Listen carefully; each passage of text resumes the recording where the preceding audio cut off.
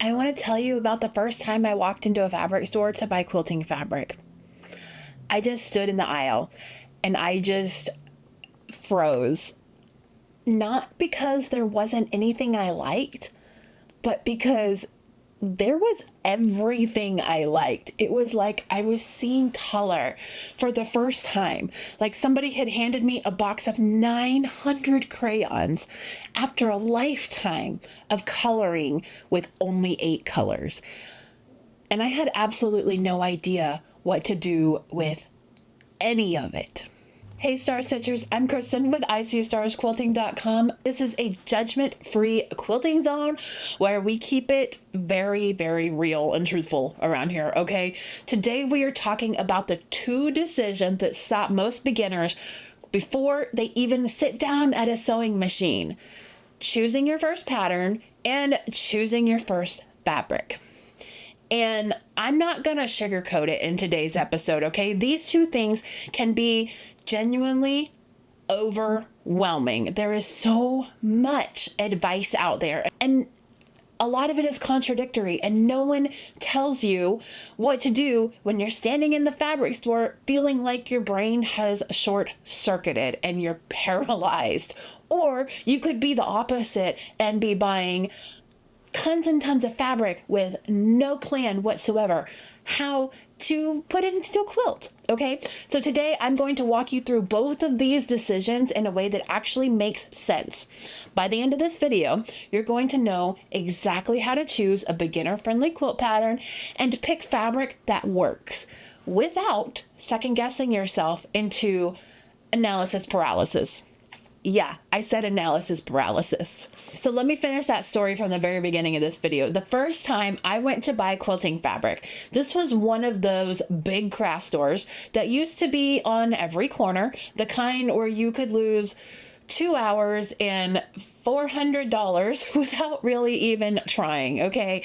I walked in as a painter, an artist, all right? Somebody who worked with color every single day. And I thought that I had a handle on this whole visual, shop with your eyes thing, okay? And y'all, I was not prepared. Maybe it's different if you go like from quilting to painting or painting to quilting. I don't really know. But I know that standing in that fabric aisle, I could look at one row and I could see 900 different possibilities for 900 different quilts, okay? And they were all swirling together in my mind like this gorgeous fabric kaleidoscope.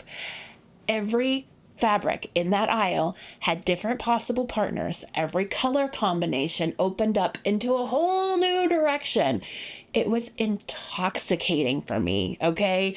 It was like I had what I imagined to be the first time that I discovered Skittles, okay? Like, possibilities are endless, all right? And also, the complexity of it was very freeing yet paralyzing because I was on a budget too at that time, right? So I was doing what a lot of beginners do.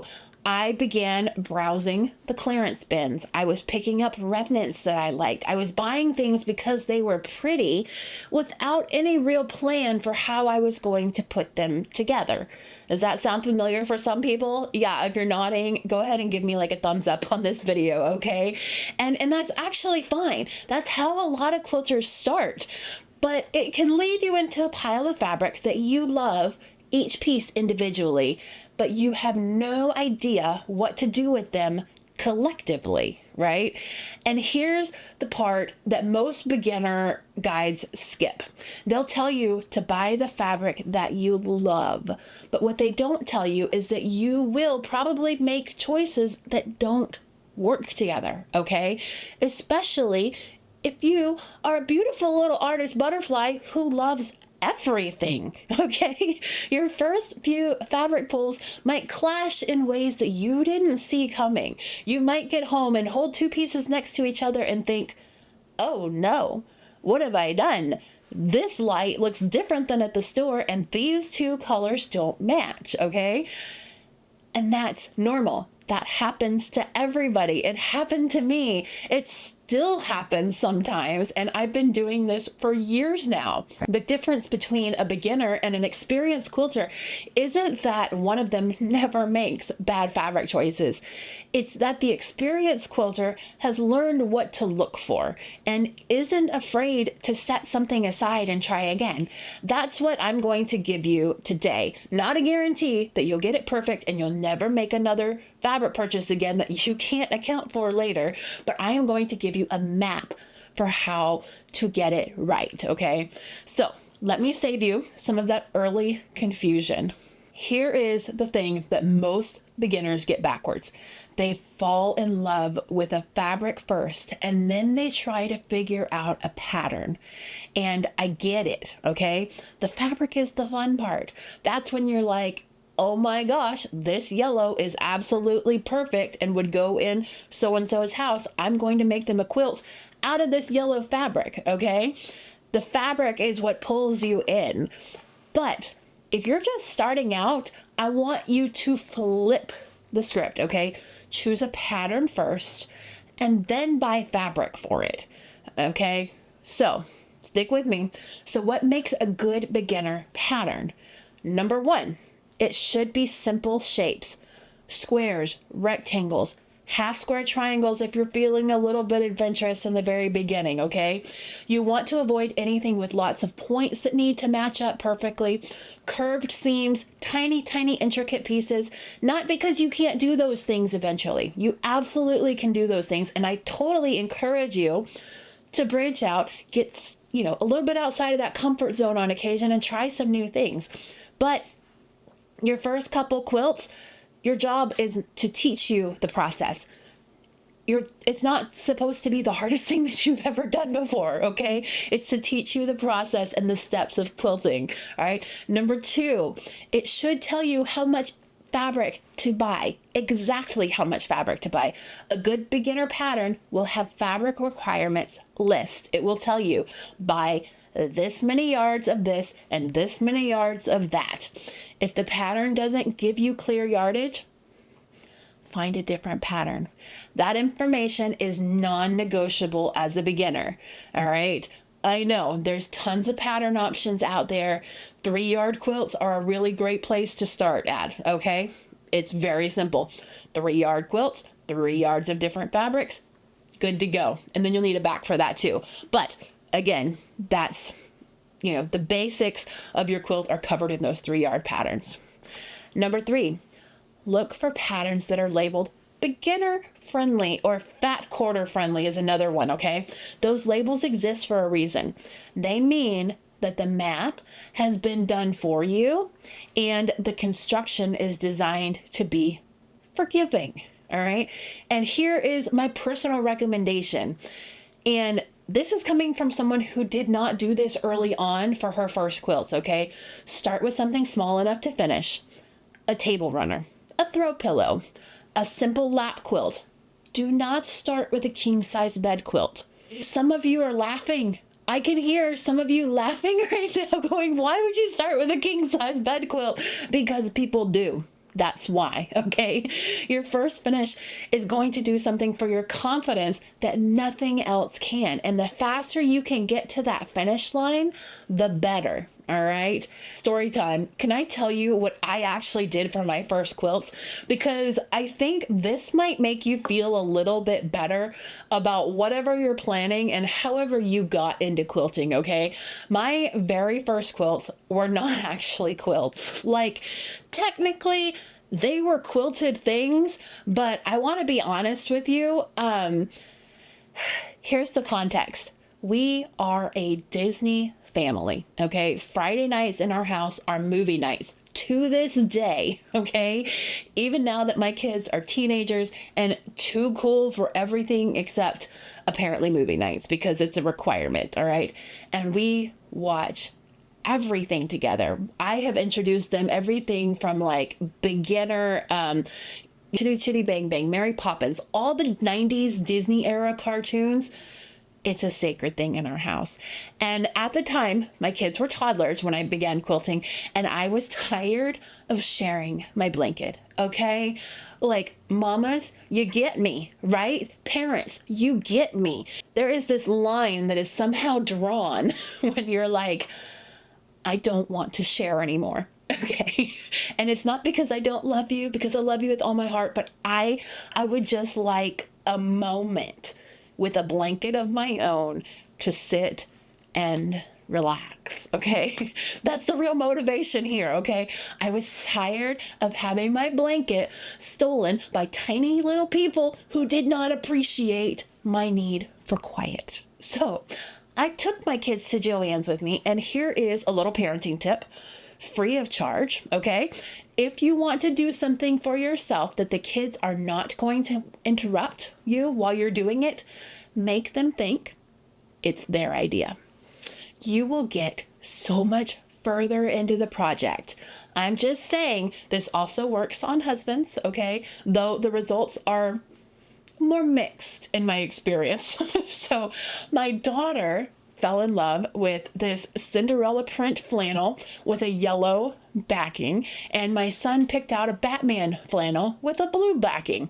They were so excited because they picked out this fabric. I really made it up. Like, I was like, this is amazing. You guys, like, I couldn't have picked anything better in this whole story, you know? You know what I mean? They thought they were getting custom blankets made just for them, which, yes, but also Mama needed her own blanket back, okay? I bought 1 yard of each fabric. I layered the top, the batting, the backing with the right sides together. I sewed around the edge, left like a turning hole, and I flipped it right side out. I closed the hole, done. Was it a quilt? I mean, it had batting in it.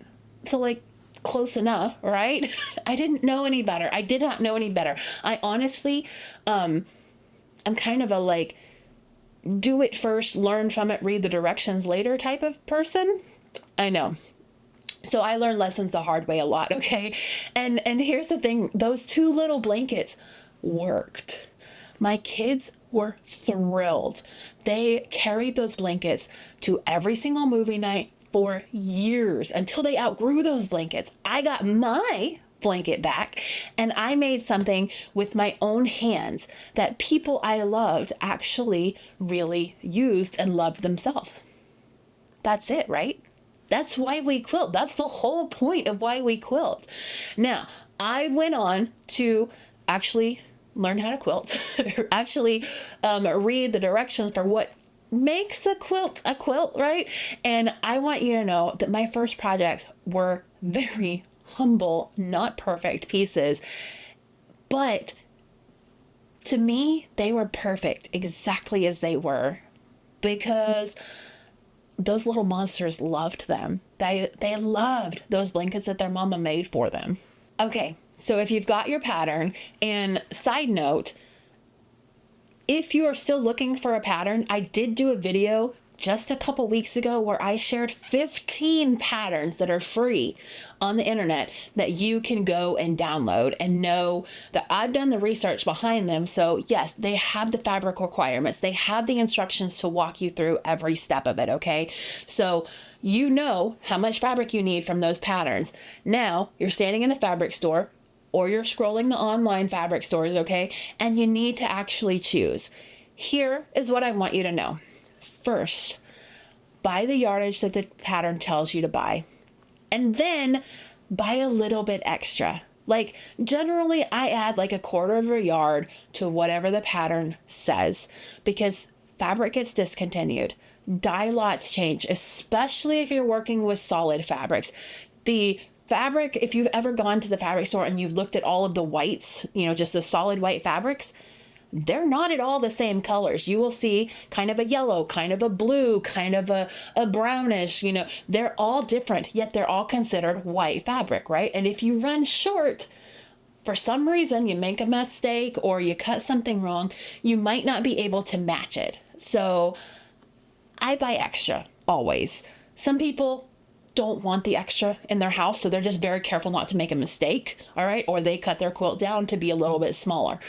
whatever works for you works. I tend to buy a little bit extra, and I can, use some of it for the back of the quilt, or I can make an extra block, or I get my orphan blocks out of it. Just figure out what works for you and stick with that, okay? Second, for your very first quilt, I want to give you permission to just pick something that you love. Not what's trendy, not what you think you're supposed to pick, something that makes you happy when you look at it. It might be gummy bears. I don't know where that came from. I don't know where that came from. It might have gummy bears on it when nothing in your house is bright and colorful and rainbow, okay? You may have a very neutral house, but the gummy bears make you smile, so you're going to pick that, all right? Pick something that makes you happy when you look at it. I know that sounds obvious, but so many beginners tend to stick to safe fabric because they're afraid of making the wrong choice. And then they spend their whole first quilt looking at colors that don't actually light them up, okay? They're picking safety colors, and it's not as exciting, okay? Your first quilt is a learning project. Make it pretty by your own definition, okay? And third, and this is the one that I want you to actually hear, your fabric is not going to be perfect, and that is completely fine. There is this concept in Japanese art, in I don't really know how to say the word because I've always just read it. Okay, I think it's Kintsugi? Kintsugi. I'm not really sure, but I'm gonna put the name of it right here on here. Okay, so but this is the practice of repairing broken pottery with gold, literally filling the cracks with a gold lacquer so that the breaks become part of the beauty. The philosophy behind it is that the damage, the repair, the imperfection, that's not something to hide. That's part of the history of the object. It makes it more precious, not less precious. And I think about that when I'm quilting, because here's what I know after years of making quilts, okay? Some of my favorite quilts have mistakes in them. Points that either didn't quite match, a seam that is slightly off, a fabric that I choose differently now, okay? Ones that I don't even think even match, but at the time I was pleased as could be. And I have left every single one of those in because that quilt tells a story of where I was when I made it. And I can definitely tell you that looking at my very early quilts, my standards have changed. Like, there are mistakes in those quilts that I would now probably go back in and try and fix. But at the time, I just wanted the thing sewn together. I can see where my skills have grown, okay? The human touch in a handmade thing is not a flaw, okay? It is literally the point, okay? A big box store can produce thousands of quilts that look exactly the same. No flaws. They're absolutely perfect. You know why? Because it's machines that create them with the help of humans. I'm sure there are people that run the machines, and yes, there's like a human touch to it, but they can't create the things that I can create. Okay? Nobody can mess up like I can mess up, all right? So choose the fabric that you love and then make peace with the fact that your first quilt is gonna have some imperfections, and those imperfections will be yours. Own them, and that's what makes them worth keeping. Okay, let me give you this in plain terms to wrap up so that you can come back to this later. Before you buy anything, choose your pattern first. Make sure it has a yardage list. Make sure it says beginner friendly. Make sure you can finish it in a reasonable amount of time. I'm going to link that 15 free pattern video at the bottom of this underneath in the description box.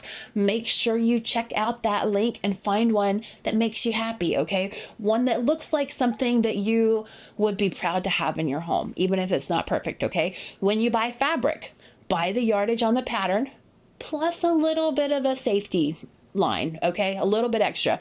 Pick something that you genuinely love looking at. For your first quilt, keep it simple. 2 to 4 fabrics maximum. A light, a medium, a dark, and maybe a background fabric. That's a color story right there. You don't need 27 different fabrics for your first quilt, okay? There's plenty of time for that later, okay? And when you sit down to start, give yourself grace. You are learning a new skill. Every single quilter that you admire made a first quilt. They will point out their mistakes. Well, some of them will point out their mistakes if you ask them. I will point out my mistakes if you ask me where my mistakes are, okay?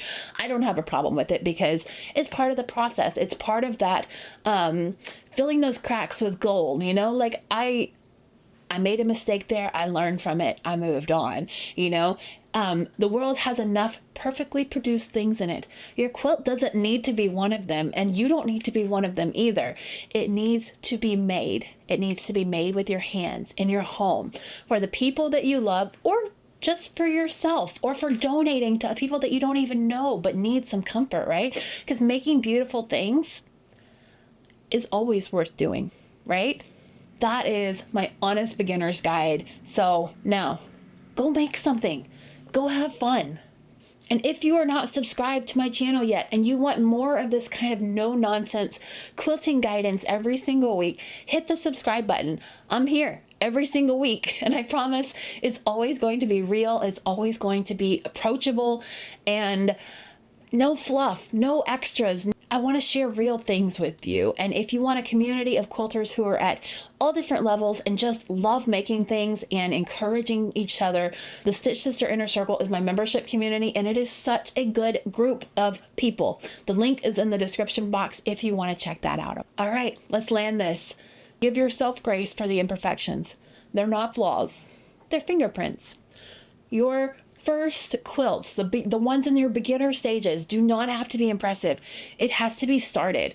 And if my first quilts were flannel Batman blankets and Cinderella quilts, all right, sewn with a turning hole and absolutely no quilting to them, you're gonna be just fine, okay? I want to hear from you. What is the thing that's been holding you back from starting quilting, or something that is tripping you up in the early stages? Because I know that I have quilters who are new in their journey or are still trying to become more confident. What is something that's holding you back?